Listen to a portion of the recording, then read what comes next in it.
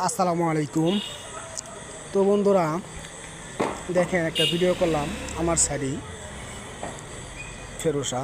এটা দেখেন 22টা আর ছোটো ভাই লাগে আর কি, আমার সাইডে কাজ করেন। দেখেন 10 টাকার ইট নিয়ে একটা 4 তলা পর্যন্ত উঠবো আর কি। দেখেন অবস্থা, এত কষ্ট করে ইটটি টানতেছে, আমি ভিডিওটা করলাম।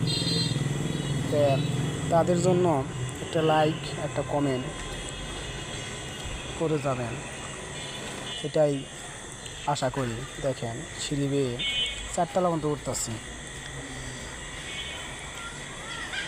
অনেক কষ্ট। কারণ 10টা করে ইট নিয়ে সিঁড়ি ভায়া একটা 4 তলা পর্যন্ত উঠতে কতক্ষণ সময় লাগে, খুবই সময় লাগে। আর কষ্টটাও অনেক বেশি। ওরা শরীর ভিজে গেছে ঘামতে ঘামতে। এদের জন্য দোয়া করবেন, এটাই আমার আশা। ধন্যবাদ।